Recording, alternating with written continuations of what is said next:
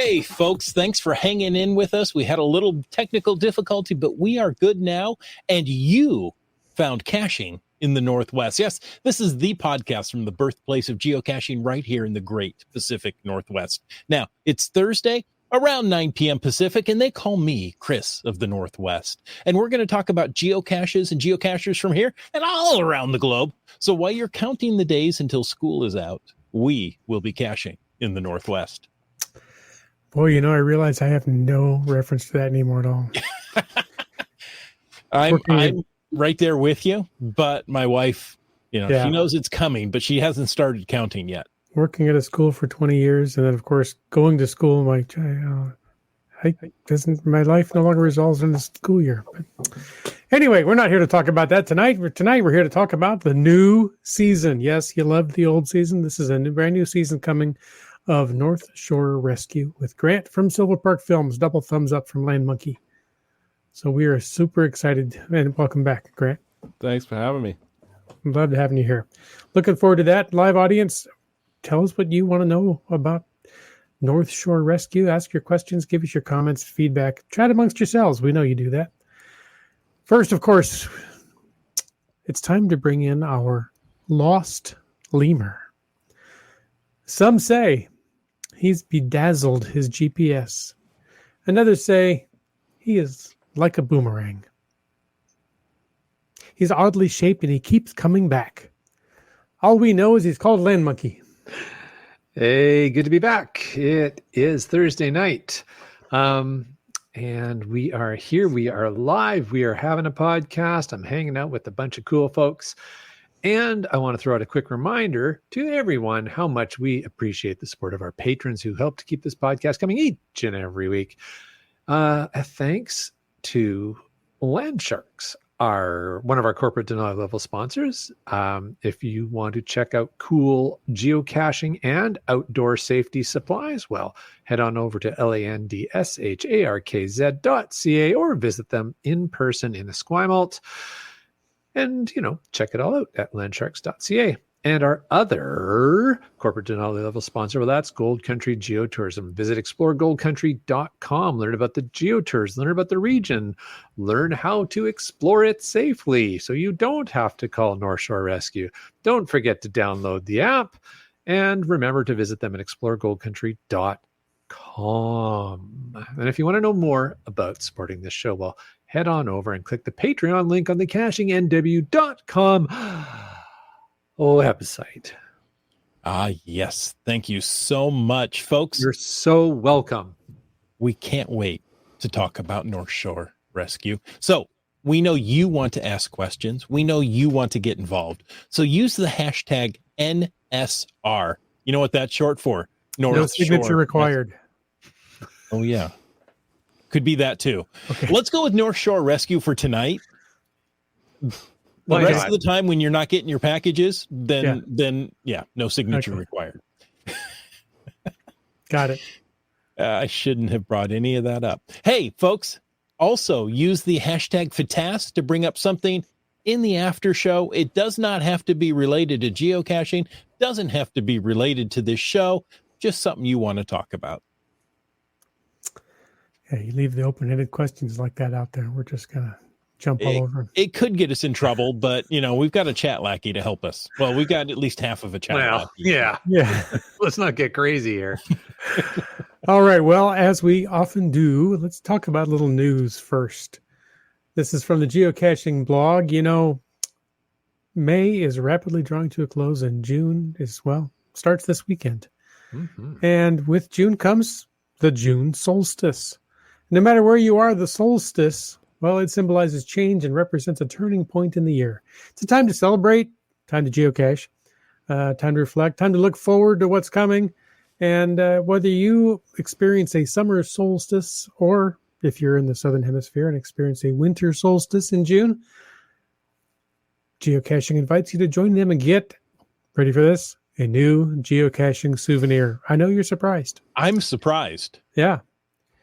So the solstice happens, twice a year, summer and winter. And if you're down south, it's winter and summer. But this still happens twice a year as the Earth's pole tilts away or towards the sun, changing the distribution of the sun's rays on each hemisphere. So it makes the more daylight, longer days, quote unquote.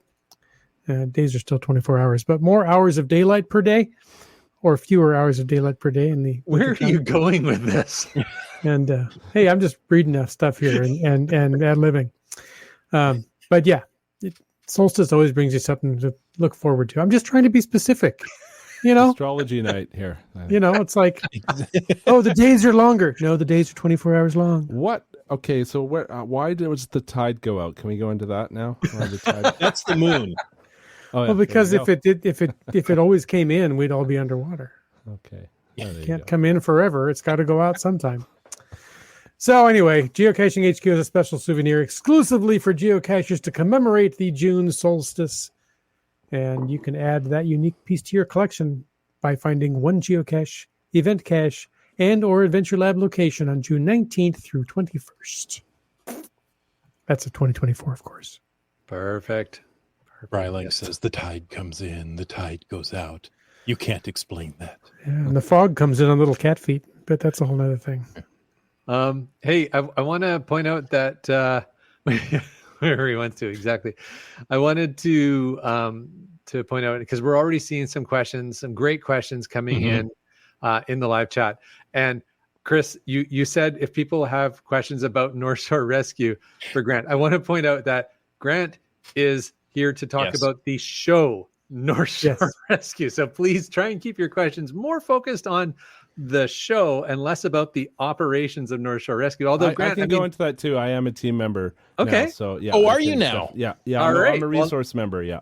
I will retract everything I just. I've learned quite a few things in the last couple of years, so I can go into some things. Yeah. Awesome. Yeah. Nice. Okay, Grant. First of all, what's your number? What? No. My call sign. I'm Drone 1. Drone 1. Okay. Yeah. Nice. I thought they all had numbers. Yeah. We do have call signs, but I'm just because I'm a resource member, I only come out for drone calls. Oh, okay. They just call me Drone 1 on the radio. Yeah. Okay. There's worse things to be called on the radio. Oh, yeah. Yeah. I've experienced that. But Grant, first of all, welcome back. It's such an honor to have you here. Just tonight, I rewatched one of the episodes of season 1 just to, get into the feel of it again. And boy, that's a good show. Thanks. It was, I have to say it's a hard show to, I can only imagine. Do again, right? Like we felt like we poured everything into the first one. And so that was like really the fear of starting a new one. Sure. I didn't want it to be worse. I didn't want to make the crappy second album or whatever. Right. Yeah. You did. The sequel, the Jurassic Park 2, right? Yeah, that's right. That's right. Yeah. Are movie sequels ever better than the first? Aliens. I like there you go. There you go. Yeah, there's not many. No, there's not. Now, before we get too far into this, do you have the same crew that you had last season? Yeah, we had the same people. You guys met Ian on your show. He was right in there on being in the field and at the edit bay as well. And then we also expanded into Squamish, which is about an hour north of Vancouver, which is a huge area now for like outdoor tourism. Mm-hmm. And so we wanted to see what that team was up to there. So we had a separate crew that we trained up operating out of there. So we had concurrent film teams. We had 6 cameras going at once for a couple summers or a summer. Yeah. Wow. Mm-hmm. A lot to coordinate. To coordinate, and you probably in post you always find out that I thought we had everything covered and we missed a shot. Well, it was actually too much. I mean, some rescues they actually worked together on. So Squamish got the call and they needed NorthShore Rescue's help with maybe a long line because they couldn't get a helicopter. And all of a sudden now we've got 6 cameras running and all the GoPros. So, Ian would show me this timeline of the edit for one rescue and it's like 23 cameras. Yeah. Ridiculous. Yeah. Yeah. All right. Well, we're talking about the show NorthShore Rescue. And last time you were here and talked about season 1, as we've made it pretty clear, you're coming out with season 2 now. The sequel is going to be as good or better than the first. But before we get into the questions, which are blowing up in the chat, can you remind everybody what your role is, what you do at Silvapark Films? I'm guessing it has something to do with a director, which is all in caps in your name key there. That? But I just spelled it wrong when I first typed it. And, so I'm glad I caught that because that would look great. Director. In caps. Yeah, director. So I'm the director of the show, but I'm also in the field shooting. And then I'm also just sort of overseeing the edit as well, but I'm not hands-on with the edit this time at all. So that's all taken care of by Josephine Chan, who's just a wizard in the edit bay. But yeah, basically director, and then my partner Jen is the producer. So we're a pretty small team. We call ourselves a small but agile production company. Fantastic. Grant, in case folks maybe haven't had the pleasure of watching season 1, what is the premise of NorthShore Rescue? Yeah, so NorthShore Rescue is a volunteer ground search and rescue team based out of North Vancouver. They are really quite well known in the area. They're the busiest in the region, and so we developed a show where we would embed with them for a year and follow all the calls for a year and try and make a documentary series out of it. The first season was supposed to be 4 episodes. Our broadcaster, Knowledge Network, loved it so much they commissioned an extra episode, and so we just we couldn't say no, even though it was that much more work.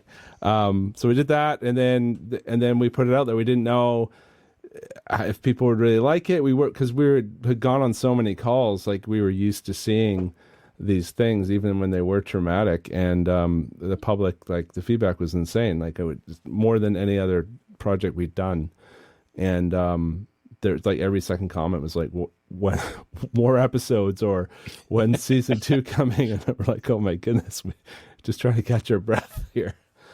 And so it led into a second season. Eventually we waited till COVID died down because we tried filming while people had masks on, and you lost the emotional level. You lost good sound, really. People was all muffled. And so we started basically when COVID was dying down, we started filming again. Now, Grant, you just answered this, but Komakino wants to know, where can we see this show? Sure. So it's actually a Canadian release, but you can watch it on knowledge.ca. You can sign up for free to stream it. You're supposed to be in Canada, so you may need a VPN. I don't know. I haven't tried it. Yeah, you do? Okay, so you need a VPN, and then you can watch it. Like, we did get the show released in other countries, but unfortunately we were this close with National Geographic taking it in America, and they didn't. They just took it in Latin America. So unfortunately, yeah, it would have been really great to finally be able to say, hey, you can watch it here easy. But hopefully now we have a 2 seasons and 10 episodes, and maybe it fits more with their model, and hopefully they pick it up for the second go here. Looking forward to finding it on Disney Plus, Grant. I don't know. There you go. It's maybe a little graphic for Disney Plus. We don't know. Yeah. You can get this one, this season too. It's not, it's not everything's easy to take here. Right. It's raw, right? It's what it is. You didn't sugarcoat any of it. Exactly. And so it's real, not reality, right? So it's easy to say, oh, that's a reality show because we're following some people, but there's no cast members in this show. No one gets paid. The production company gets paid to make it for sure, but so you don't have actors, you don't have people trying to be actors, and the stories are real and they're not fabricated in any way. So it's not a reality show. It's a documentary. Now, you talked a little bit about season 1. What was some of your responses, some of the reactions you got about season 1? Yeah, I think it was a lot of people would take the educational side out of it, and I think they didn't feel like they were being preached to, but they were learning things, and they became ambassadors for the messaging that NorthShore Rescue had always wanted out there. And people would just tell us, I saw some people on the trail and I told them this and I taught them that, and last time I went up here I made sure I brought this, and when we started filming, one of our first calls, the lady's like, oh, that's my favorite show. Am I going to be in it? I'm like, oh, this is this is not where we really wanted to be with the show. But I think the most important part was that really the messaging comes across by saying things that go sideways. People absorb that messaging in a different way from a lecture. So that was one of the best, I think, takeaways from that we heard back feedback from. Nice. Now, did you actually yourself go out on some of these calls? With the NorthShore I was rescue on the team? field team. Yeah. So we had rotating schedules. So we'd be 5 days on, and then you'd swap out with another crew, and then you'd take 2 days off, and then you'd come back on. So we were kind of flopping through. The hard part was actually training the other camera operators on how to do the show, because you have to be able to move through the woods with equipment and not miss moments. And it was a hard package to find. You can find athletic people that can move through the woods really well, but maybe they can't shoot very well. Yeah. Right. Or you can get really good cinematographers that are just awful in terms of their health. They're just It's really hard to carry a tripod up a hill, right? Yeah. And so finding that combo is hard. And the last part was like, can you follow the story? Are you going to be filming the right moment? Are you going to get the camera on a person that you can't actually access because they're going down on a rope? And will it be turned on properly? And will they have a mic on them? Like all these things was really hard. We went through a couple people, and we eventually found a crew that was really strong. So I was just like them. When I was on shift, I was a camera operator, and I went on calls, and some of them were quick. Some you're home in 3 hours. Some went overnight, and so you just had to be flexible for your on call time. So you're telling the story of rescues and of people that have been out and gotten in trouble for whatever reason. From the experience with all of that for season 2, did you find that maybe people are being a little more prepared, or did you find season 1 caused people any awareness to say, and came out and got a little maybe more prepared when they head out into the wilderness? I suppose only from what people have told us, like through social or maybe in person, that has caused change for them or a friend. But the population is still growing here, and not everyone's going to see the show. Hopefully a lot of them do. I don't know what the numbers are right now, but see the show. But it's there's always going to be people that just don't understand. I mean, we found 2 people that had spent the night out in a heinous snowstorm in city clothes. They were visiting from Colombia. They just saw some pictures on the internet of a river hike, and they just started walking. And they were 9 feet from the trail when we found them sitting there, and they had frostbitten feet. And literally they were right there, just not having any idea that there would be a possible snowstorm coming, or where they were, like how to navigate. Like all that stuff was, especially newcomers to the country, they just really don't have a background that maybe, like I went to Cub Scouts, so I have a basic knowledge of how to deal with being in the wilderness for a certain amount of time. But there's just such a great population here of newcomers that it really, those are the areas where the team is trying to get people into schools and trying to get tours through the base. And we're actually setting up an educational building. We've got a building donated. It's going to be in a NorthShore Rescue Educational Center, which I think the youth is sort of where it can really begin. You can start ingraining that kind of education. But yeah, the people went through some real suffering just for very basic knowledge missing. Wow. Hey, Grant, you talked about this a little bit earlier when you made the comment of this is real TV, not reality TV. Or maybe I just misquoted you terribly, but that kind of idea. No, it's real, not reality. Exactly. Yeah. Yeah.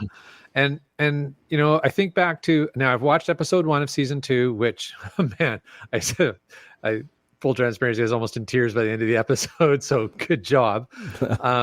But last season, you had this amazing story arc going through multiple episodes, and there were some stories that ended positively, but not all of them. And I'm curious, we're curious, how does that affect the Silvapark team? Yeah, that's a great question. Thanks for bringing it up. We actually took resiliency training with the team. And so we brought in a really good shrink, and he showed you how to compartmentalize, manage your heart rate. Like, it was actually incredible information. And so camera operators took it as well. Wow. The team, I think we're taking it again soon. It sort of comes on cycles and we take it again. I didn't have that training for the first season. And there's things that I will never forget that I've seen. And I didn't realize at the time how they were affecting me. Mm-hmm. And later on, those images keep coming up. But what's important is to talk about it. Like, this is helpful right now, talking about it, keeping that dialogue going and not bottling it down. And what we found when we started interviewing some of the members on the team now that are older, they've been on the team 30 plus years, we're sitting them down for an interview. They start talking about an old rescue, and all of a sudden they just start crying. Like, it starts coming back up. It's been pushed down, and then comes back up.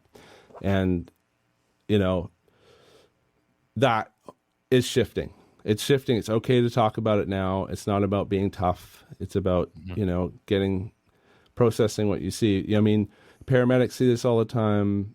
Fire rescue see this all the time.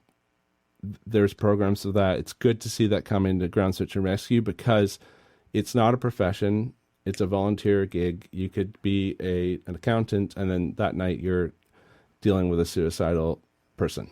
Mm-hmm. And that's not normal. And so that's why you need to take this kind of training to compartmentalize what role you're in at that time. It's very helpful. You've seen so much, both positive and negative. It's, you know, the question they always say, oh, it's like trying to choose a favorite child. It's just a question you can't answer. But of all the things that you've experienced, can you pinpoint maybe what the most impactful moment was from filming season 2? Yeah, there's a rescue that we couldn't put in the show.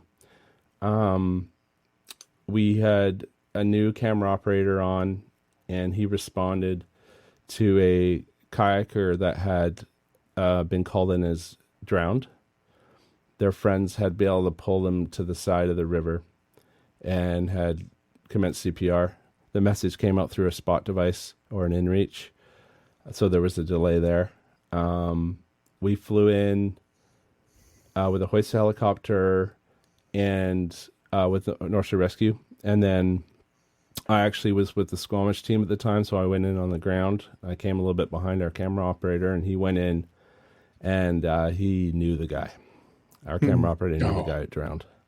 And it was at that point, it was just too much for him, and he left the show the next day, and I totally think that was the right call for him. And so that's the kind of stuff that we roll into. It was an incredible attempt of saving a life. It would have been excellent for the show to have it in there. We spoke to the family. A lot of the members of the Squamish team knew him, and they all agreed that they didn't want to put it in. It was still too soon for them. Mm-hmm. They're still processing, and he was really well known in the community. He was a trail builder, so I think it would have been too much. But the angle we were trying to show was just the response was incredible. We lowered a doctor into a canyon. Like, it was incredible. Like, it was like if he had not been trapped for so long, I think he would have made it. But at that point, it was too much. But the response was incredible, and it's volunteers, and that's what we wanted to show, but we had to pull it. And that was, I will never forget that one, just because of seeing our camera operator, his face, and realizing what was going on and who it was. And there's those kinds of things that happen, and you got to just accept that that's the right thing to do, is to not put it in. We always check with the families, sit down, have coffee. We usually give them almost a year before we even talk to them. Our shows take a while to make. We're not a factory. No kidding. Grant, on that note, and maybe it's something that is of interest to folks, but watching season 2, episode 1, and spoiler alert, it starts off with the Abbotsford floods. Yeah. I noticed that you had some folks where you could see the face and some folks where you had it blurred out. And is that related to where you had permission or not? Yeah. The blurring of a face can be done like right at the last minute. Like we had people that had okayed to be in the show, and then last minute they changed their mind. And so we have to blur them. And, it's a shame that we have to do that, but it's usually for very strange reasons. And the ones that we thought we wouldn't be able to use, for the most part, we were fine with it. And so, even when ones are a little bit more embarrassing, maybe. But yeah, some people just, for reasons, just don't want to be in the show. So we just have to make them not recognizable and change their voices sometimes. Okay. Oh, so they don't all really talk like that. No. Yeah. In a couple of the episodes in season 1, you showed briefly the family life of some of the volunteers, right? I mean, these are people that are going out in the middle of the night into hostile terrain to rescue someone who's had an accident or who's lost. And their families, are worried about their loved one, the rescuer, going out. Mm-hmm. That's very impactful to me that, somebody is going to volunteer to do this. They're not getting paid. They do this because they want to do this.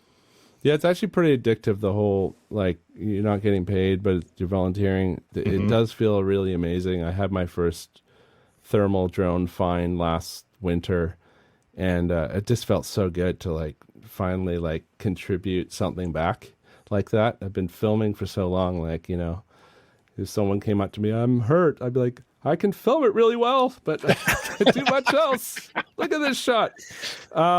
But in terms of the family point, it's a really good point. You don't join the rescue team as an individual. Your family is joining, because when you're not there, they are covering for you and taking care of kids or whatever it is that you're running away from at that time. So it's definitely when someone considers joining ground search and rescue as a volunteer, it's a family decision. It's not an individual. There was a fleeting moment in season 2, episode 1, where that kind of story is being told. And Grant, it was, I don't know why, but it just really stuck in my mind. The father was holding the baby, who was wearing a T-shirt that said future NSR member. Yeah, exactly. Yeah. You can't escape it. You're in it now. It's a bloodline. I mean, that lineage goes a long way. There's lots of members on the team that had their kids joined, like team leader Mike Danks.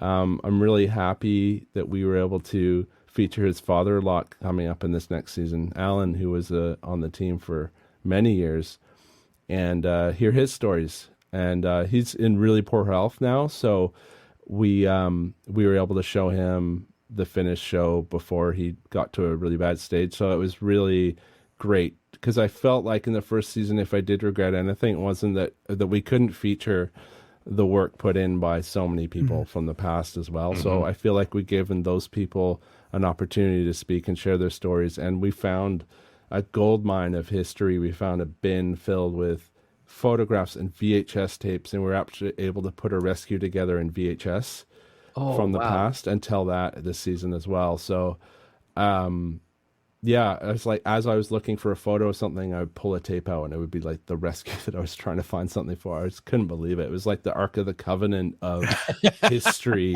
at the base that I had found. And that was another reason why I knew season 2 would work, is because we had so much more that we had missed. That, and the fact the team was the first team to get night vision approval and night hoist approval as a volunteer team. So that would happen during filming. So you talk about story arc, like that's in there. I'm really excited about all that. Nice. I think this is a really good segue to a question Dora Moore just posted. Chris, can you bring that up for Grant? And it's, Grant, how do you decide which rescues to include in the show? Is there a specific theme or maybe a lesson you're trying to teach? That's great. I think she got it right there. The lesson is definitely a big part of it. Like, what are we learning from this? that's new that we haven't really done before. And the other side is, have we seen this before, or is it slightly different, or is there something about it that's engaging to us? Is it a new location? Is there any humor in it? Like, we try our best to find little moments wherever we can. When you're filming Verite, sometimes it comes up and you don't realize it until you do a test screening and people are chuckling at parts like, oh yeah. So you need that, because there is so much emotional high and low that those moments have to come out. So if there's humor in a rescue, maybe it goes in. But ultimately, they're so hard to cover that even though we responded to every call with cameras, we made mistakes all the time and had missed moments that were so key to tell the story that literally we had to cut that call, even though we would have probably used it. So there's a lot of things going against us, but we didn't want to just throw filler in it anywhere. We wanted to go in for a reason. That's really good to know. We have another question from Keats. And from your experience on going out with calls with the NorthShore Rescue, what's the most useful tool for rescues and for hikers that they should know before they go out in the NorthShore? You know, aside from the helicopters and the volunteers. Yeah. So I'm not sure if this is referring to like the individual, what they should have with them. Is it like a physical thing? If we're talking about that, that's valid. Yeah, I would say an InReach. Or what other brands there are of those? Anything a satellite like communicator. Yeah, some kind of satellite communication device. Whether the Apple thing is working now, I don't know. That is great, but really it happens before you go, and that's just saying, I am going here, and I'm coming back tonight. Yep. Trip plan. Because if you just go out, and we have nowhere to start, it's a freaking huge area out there. Like, even if we like pick the right mountain, we still need something else. Like, yeah, you know, we had the guy found with the drone, we knew he had left from the summit and was heading to the parking lot, and it still took us like 4 hours to get a voice call out to send the drone and find the guy. And that was like pretty well known of where he was. So if you can imagine, if like now add 3 mountains and 4 valleys, and I don't, like, you just start guessing at that point. Well, so, yeah, and Grant wasn't even like, there at least 2 segments on episode 1 where the helicopter's flying around. You cannot. One, it was tree cover, and the other, it was a rocky. Yeah, he's in a gully drainage. Yeah, and he's wearing dark clothes, so we couldn't see him. And so we're like, oh well, the coordinates are wrong. He let off an inReach. He was injured. He couldn't communicate very well with it. I think English second language, and then he basically said, my hand is hurt. And so we had this location, my hand is hurt, and I'm a hiker, and this is where he is. So we're like, oh, so if he's not where the coordinates are, maybe he just walked away. We didn't know how injured he actually was. He had actually a broken arm, and his leg was mashed up, his head was bleeding, but we couldn't see him. We kept pinging. We had to communicate with the company that makes the device in Texas, that communicate through the RCMP, then back to us to try and get more pings. Like, where is this thing? And it kept moving around. The spot kept moving around, but it's generally in the right area. Right. So it just came down to like, maybe have something bright with you or on you. Yeah. Some sort of signaling device. Yeah, that would be nice too. I wouldn't say wear fluorescent everywhere, but I'm saying maybe at top of your backpack, you got something bright. Blue is really good. Bright blue is very easy to spot from the helicopter. Ah, yeah. There you go. That I would not have thought of that. Bright blue. I would have thought like a red or orange or yellow. Yeah, I don't know why. It just seems to really pop out against screen. So that canopy. There you go. We often have Adventure Smart on the show at least once a quarter, right? And we always talk about the 3 T's to plan ahead. And the first one is a trip plan. Make sure you have a trip plan. I think it's the most important. It's the if most you important text step. a buddy, that's great. If you have a note on your refrigerator or in your car at the trailhead, something that people know an idea of where you are. Yeah, and the most important thing is too, like, don't ever hesitate calling for help. Like, even if you're like, oh, I think I'm lost, I'm not sure. Like, just everybody on the team really likes this. It's fun. Like, that. This is their outdoor activity.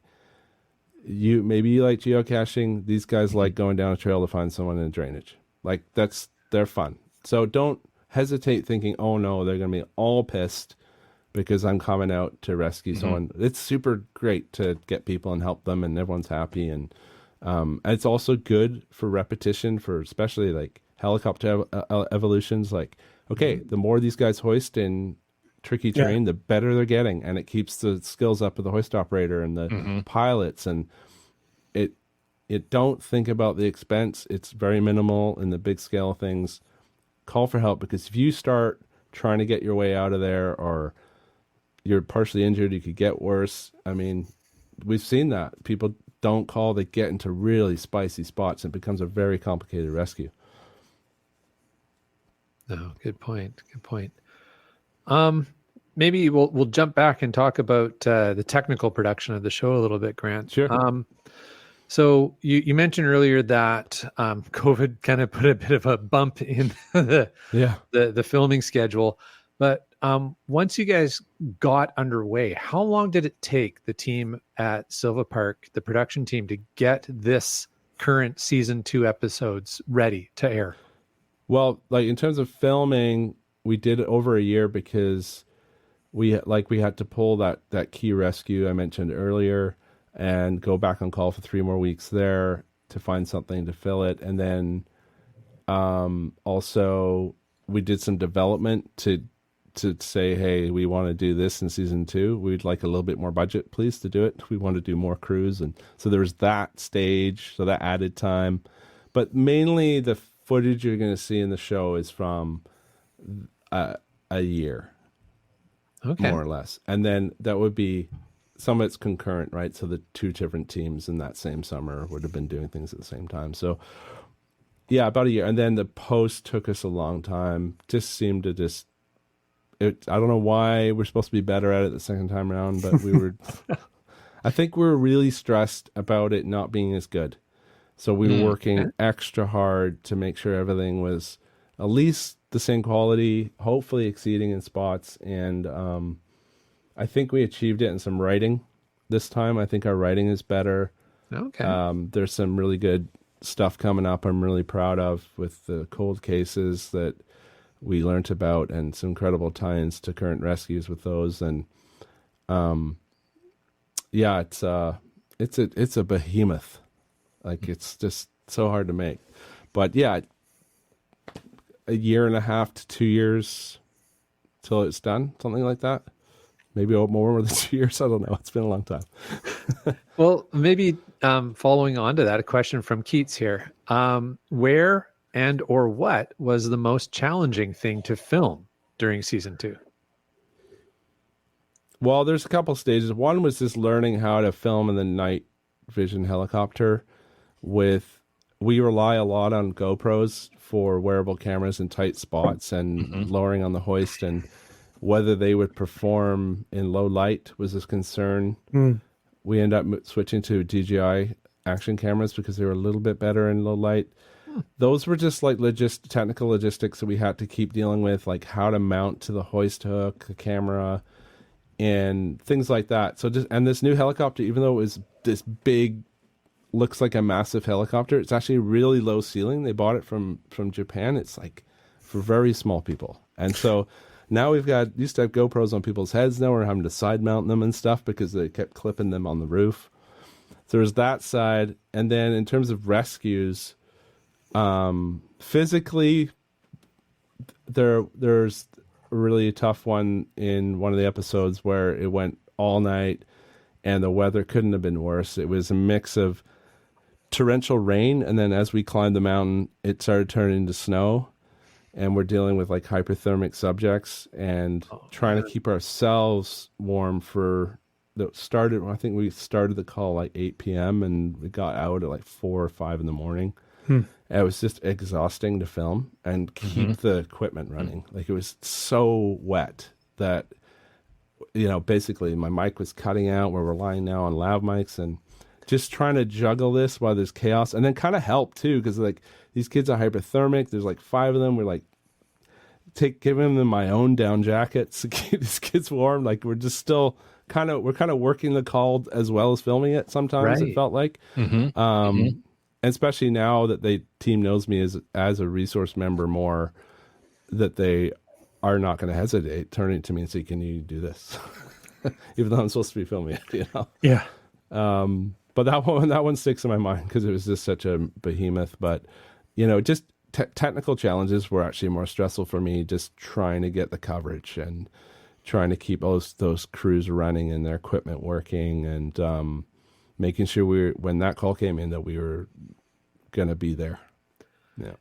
It's an interesting point, Grant, because I think it's easy for us to assume, oh, well, you shoot it all on GoPros. What's the problem? But and there's some scenes where, like you say, on the hoist and things like that, where it's you can tell by the field of view and whatever else that clearly that's on a GoPro. But a lot of the other real quality on the ground shots or in the vehicle shots that you're getting, you and the team are getting, it's like clearly you're using some quality expensive camera gear that you don't want to be keeping out in the rain. The good thing about the new helicopter, it had more seats, so there's always a spot for a camera operator. So we were always in there. Yeah. The only time we couldn't actually be in the machine was during an active hoist, during a rescue. We could film any training evolution with hoist happening, so we got a sense of what's going on, and we could get a few cutaways of hands and things. But yeah, that's the only time. But usually, we could get dropped off somewhere and cover on the ground, and if it was an active hoist, we weren't allowed to be in the machine at that point. Okay, now based on that, I'm going to ask you something, and it's okay to say I'm not going to answer that because I'm not giving away my secrets. But I am curious, were there times where a situation like that would occur and you're like, oh, damn, we need some B-roll, and then you would just go another day and film something so that it kind of, this is what it would have looked like? Yeah, the only time we ever did that would be like an introduction drone shot to the rescue. Like, here we're going into the space. Like, that would be probably done on a different day if we didn't have the time to get it on the day. Right. Or a cutaway of maybe a close-up of a hand on the cable. Like, that might have been from a training exercise. But if it's people they're not coming back to do pickups like that. They're already volunteered for that. They're not going to come back and do. It's hard enough to organize the freaking photo shoot at the end to get people to stand together in a group and be like, "Okay, guys, pretend like you like each other." There's no, the only other shots, the Cineflex or the shot over camera, which is a helicopter mounted camera. We would chase the other helicopter around. Yeah. We could only afford to do that for a 1-day session. It's a $30,000 day of filming. So, we're filming that helicopter traveling, and you'll see those shots as they come into the base or they're traveling to something. And then what you'll hear is the radio comm that was said on the real rescue in that, and before it cuts to the inside again, which is so, we couldn't have possibly had another machine up following that helicopter during a real call. Like, our budget would have been done in like 3 days. And that in particular are some of the shots I was wondering about, Grant. So those aerial shots of a helicopter traveling. They're amazing shots. That camera is incredible. It's what they use on the Planet Earth series, and what you're used to seeing in a lot of Hollywood films is this being such a commercial and TV town, Hollywood North here in Vancouver. These guys are here, so you can kind of work a deal to get them to shoot some stuff for you sometimes within your budget, which is nice. So I think it adds a lot of value because it really shows the area we're in. Like, all the shots of those helicopters are flying around is that terrain. It's just those shots would have been inserted for sure. So you've just gone in depth about how much work and how long it took and all the time and sweat to put into season 2, but I'm just going to throw it out there. Is there a season 3 planned? You never know. Last time I said I'm too tired and no, and I'm not going to say that this time. I just don't know. There are other teams in the province, and you'll see in episode 2 is all Squamish. So if people respond well to seeing a new group, that opens up a possibility. There's teams further up Sea to Sky. There's Whistler, there's Pemberton, and that's a beautiful area, and stuff goes down. Stuff goes down there. Who knows? I'm not going to say no. I think maybe NorthShore Rescue might be at the limit of the filming. Maybe for some people, I think they were kind of over it, but who knows? Nice. Well, Wet Coaster asks, how much do you work with other search and rescue groups in the Lower Mainland? I think he just answered that. Kind of. Yeah. I mean, in terms of filming, we did the Squamish team on this season, and some of the other teams like Lions Bay show up here and there. But like in terms of being a member on call, I've gone to assist out into Hope with a drone search for a missing mushroom picker. Surrey, Coquitlam. I mean, they're all Maple Ridge. They're always working with NSR on calls where they just need more bodies to search. Mm-hmm. Usually, those ones are the ones that are going on longer. Like the original team has worked it for a couple of days, and they're like, okay, we need more people for this. Or if like kids gone missing, we got to get on this right away. They usually get a whole ton of people out pretty fast for those. Well, I was just go ahead. Yeah, I would, a little bit of feedback here for you as well, Grant. Wet Coaster also said that he told some coworkers in Toronto about the show and they loved it. So awesome! You should also tell them that the Canucks are better than the Maple Leafs, and they should like them too. I love it. Grant, you were just saying how these search and rescue organizations need help, need support. What's the best thing that we can do to support them? Not just NorthShore Rescue, but, even ours down here in the States, other in the area. What can we do to help search and rescue organizations? Well, cash, really. So basically how the pay structure works down in terms of cost is that when a call comes out and a helicopter is used, for example, that does get refunded back to the team. But in order to use the helicopter, they need to train, and all of that comes out of the team's pocket. So that's mostly from donations. So donations go a long way for not just training, but the equipment as well. And training, I think, is the greatest expense because the evolutions that they have to do for a helicopter and to get certified with, whether it's HEC, Human External Cargo, which is the long line, or whether it's hoist. I mean, it's hours and hours and hours, and they have to keep it updated. And then the equipment times out. It's like we can no longer use this harness because it's 24 months old, and it gets thrown away. Like those are, and that stuff is so expensive. So if you think about your local team, the vehicles out of their own savings. So donations are the best. Dropping up. Some people like to drop off equipment and stuff. That's typically not super helpful. It's thoughtful and things, but for the most part, we just need to replenish heat vests, for example. We find a subject's cold, that's a $45 heat vest, single use. Those kinds of donations go directly to keeping someone warm. Like if you think about like how small it is at $40-$50, it still helps. Right. And there are caches of supplies out and about. Yeah, and they expire. Our caches expire. Yeah, we've got barrels, a bunch of drainages where we cover this in this season, but typically hot spots of where people get into trouble, and you go in there and it's like, okay, now like a rodent's got in here and ripped through everything. So it's all to be replaced again. We have to and fly in to those usually to get to them to replace all the equipment. So it's like all this stuff, the maintenance and the upkeep, like the more complex the team gets and the more progressive the team gets, the cost of maintaining this machine gets bigger. And it doesn't matter what's our team, they all have this sort of like special, like big vehicle expense, stuff like that. Right? Exactly. I think it's a really good point, Grant. Absolutely. That the financial, sorry? He's saying give them cash. Yeah, give them cash. Yeah. And there's multiple ways as well of doing that, because I know a lot of the search and rescue teams up here in BC have different types of fundraisers that go on. Sometimes they work with the local breweries. Yep. So, buy a few beers, get a t-shirt, and support the search and rescue. Why not? I got a beer coming out in a couple of weeks here. A new Trip Plan IPA with Bridge Brewing. Yeah, it's Trip coming Plan out. IPA. I love it. Trip Plan. Yeah, it's got a little map on it and stuff. That's awesome. Partial proceeds to the team. It's like it's that, and it also keeps the team's name out there, right? Like, yes. even if the fundraiser isn't bringing in a lot, it gets the team's name out, and then people remember at Christmas time when they're feeling like, oh, we did pretty well this year. The taxes are okay. Let's do some donating, you know? Yeah.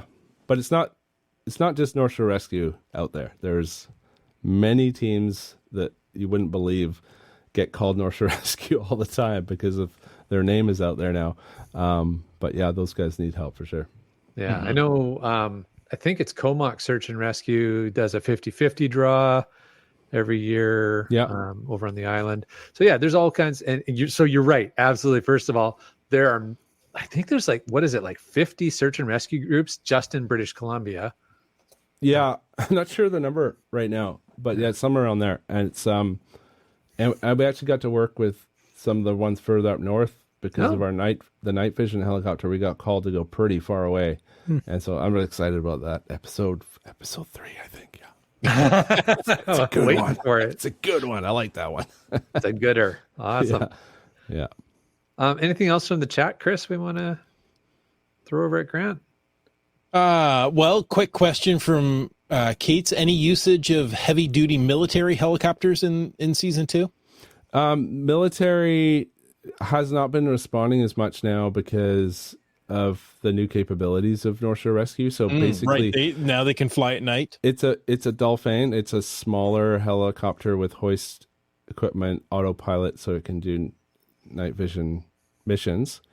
And that is able to take those tasks over that the Cormorant used to take over from the island. So that's actually a massive cost savings to the taxpayer because the Dolphin is much more efficient and it's incredibly fast. Like we got called out to the Kootenays and it was like we were just ripping out there. Like it was amazing. Wow. So that is sort of been taken over by North Shore Rescue for certain region. You know, they won't go too far, but the more that ground search and rescue gets that kind of skill set in their lineup, then those kinds of massive helicopters don't really need to be required in the mountains, which they're not really built for. They're built for more marine rescue, and so that's where they're needed. They need those machines for those long flights out to ships and things like that. Okay, Keats has good questions tonight. Yeah. He asks, which mountain gets the most calls for a rescue?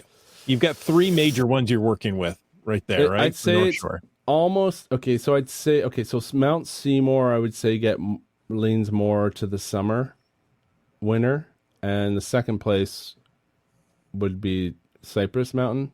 But in the winter, I think Cypress gets more because the ski hill can put you into spicier zones and send you into different drainages. So I think in the winter, anytime you go under those ropes, I think we end up more at Cypress Mountain. Grouse is not quite as busy as it used to be. But there's the occasional late summer call out sort of Crown Mountain areas. Usually there's something happens. Right. And then there's also the Haines Valley, which is not okay. It's in between the mountains, but that one, because there's no cell service, can cause all kinds of problems. And that's a really hot spot too. So yeah, Seymour's the winter and the summer, and Cypress in the winter. Good. Yeah, I was wondering if you were going to talk about Haines Valley, because I would have thought it would be more like once you're past those mountains into the backcountry, but I guess just because of the volume of people going up, those, and it's like most people aren't going that deep, right? So they can. I mean, a rescue call can be someone with an ankle problem, right? Like it doesn't have to be a big dramatic thing. If you can't move, you need help. Like this. So we're gonna come and get you out of there with your rolled ankle, or So that's gonna happen in the higher use areas for sure. Stuff. Fantastic. BC Rock Crawler threw in, we were talking about, events that SAR groups do. He says Nanaimo SAR does a Christmas tree chipping, and I stop by and give them $50 every year. Awesome. There you go. So you covered at least a heat vest for somebody that's going to be like having the worst day of their life, and then boom. Yeah. That's an awesome way to look at it, Grant. Yeah. Because I mean, you could look at $50. Okay, well, it's your $50 in the pot. It totally adds up. And, it's like okay. NorthShore has gotten some big donations from individuals. Like a new base has been built this year from a donor that wanted to do something big. But if you add up the years, I mean, it's really those ones, I think, that really that keep the team going. Mm-hmm. Very cool. Fantastic. Grant, thank you so much for coming on. This was, an hour just flew by. Yeah, it did. Yeah, it was a good chat, guys. Good questions and great audience questions too. Yeah. Yeah. I think we could sit here and talk another hour and still not get, any real depth of what we want to know. But thank you so much for spending your time with us this evening. No problem. And again, I was going to say before we roll credits here, Grant, do you want to maybe recap where season 2 is available? Sure. And when the episodes are coming out? Wait, is it Tuesday? I think Tuesdays at 8 p.m. it broadcasts on television and on Knowledge Network, but you can watch it the day it comes out, that Tuesday morning. It's already available online at knowledge.ca. So if you just sign up for a free account, you can stream it. You can download on your smart TV, like the Knowledge app, and just watch it that way, or you can do it on your laptop. But yeah, it's Tuesdays for the next 4 weeks, 4 new episodes coming. So. And I know where I'm going to be Tuesday evening. Good. Awesome. Well, you guys let me know your favorite episode when it's all done. I've got mine. My editor's got her favorite episode. So I'm just curious what do you guys think? So far episode 1 is my favorite. Which one? Yeah. So far episode 1 is my favorite. That's it. Yeah. Perfect. Until next week. Exactly. Yeah, that's right. 2 is good. Oh yeah, you guys are in for. Yeah, just a quick I hear warning. good things about if anyone episode watches 3. these shows with their kids, there's some heavy stuff in 2. Okay. And so just to be a warning, and it's at the end of the show. So, just might not want to watch it with any young kids until you've seen it first. That's true, because it's real TV, not reality TV. Yes, that's right. Yeah. Oh, thank you again. And listeners, thank you. We hope you enjoyed this episode of Caching in the Northwest. For sure. And we want to take a moment to thank Land Sharks and Gold Country Geotourism, our corporate Denali level sponsors. LandSharkz.ca is the outdoor adventure and geocaching store. Check them out online. Remember, they're shipping those online orders daily. And for absolutely amazing geocaching adventures, explore goldcountry.com. Check it out. Folks, we want to thank all of our faithful Denali level supporters. That is Land Sharks, Gold Country Geotourism, Cool Cow Cachers, and Cachely, the geocaching app. If you want to know more about supporting this here podcast, well, click that Patreon link on the cachingandw.com website. Like Wino Seattle did. And Team Noltex. And Seabeck Tribe. Whidbey Island Gal. GSM ×2. Subway Mark. Just finding our way. RE54321. GeoNav Pro. You Talks to Rocks.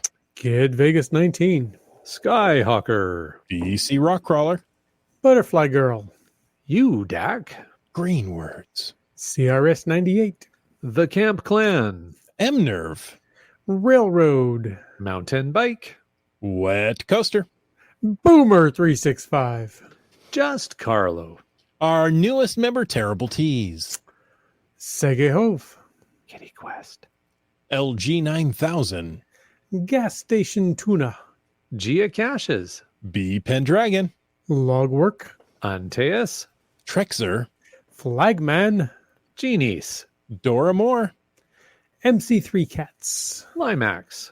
J-Car. Nervous Energies. GeoBirder. And, of course, AckerDoc. All right. Thank you to all those patrons. And thank you, Grant, for joining us tonight.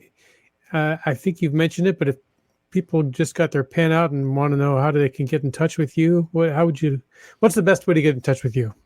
It's silvaparkfilms.com. There you go. Find everything you need to know right there.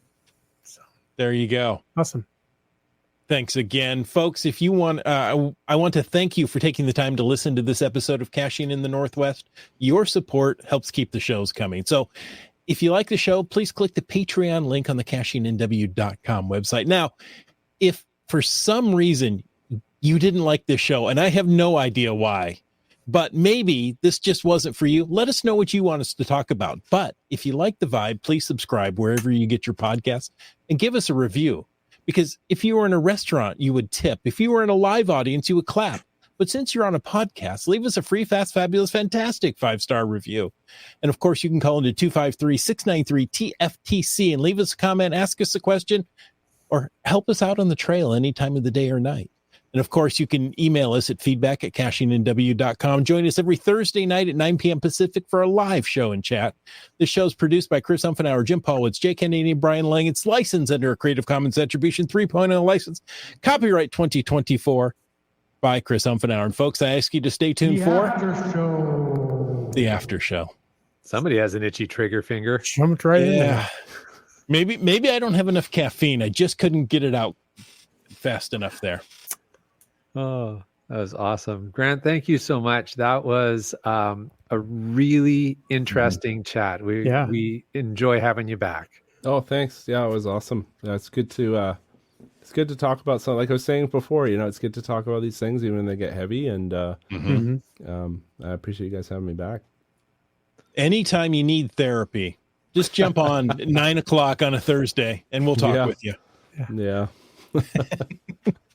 That's awesome. Do we have any FATAS stuff we want to run through quickly? Let's see. Yes, we do. Komakino says the new Monte Cristo event is now active. So GCARBPH.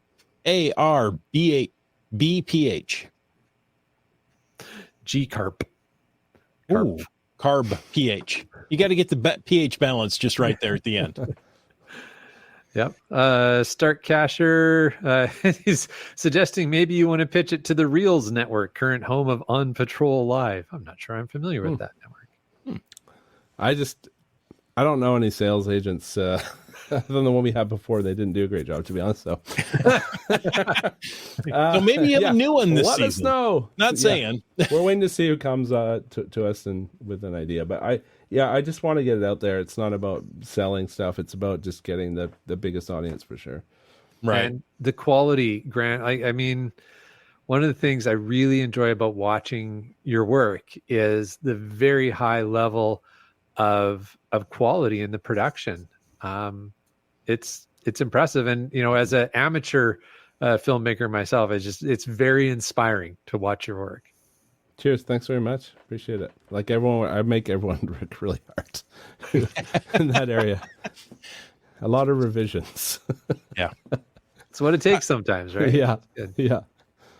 I can't imagine, some of the guys with the portable cameras there going through some of these height, you're looking at like they're going at a 45-degree angle up a hillside. Yeah. Doing that with just a pack on, a day pack is not easy, but you add more equipment, heavy cameras and batteries, and you just can't breathe. It's like they can't even use actually the mic on my camera because I'm heaving so hard that they have to rely on the lav mics on people because the shotgun mic's useless.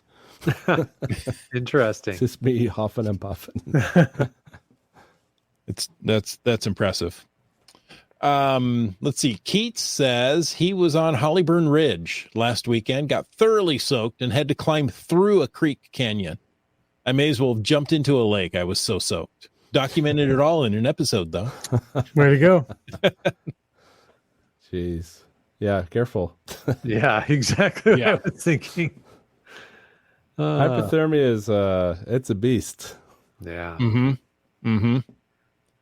Dora Moore explored Gold Country last week. It's good to get back up there, she says. Yeah. Awesome. Good stuff. And one more from Keats, over half an hour of Fraser Valley Cache Bash shenanigans on my next episode going live Saturday. Quite the fun weekend that was. Good stuff. I got to get up there to the Fraser Valley. Or the Fraser Valley. Fraser.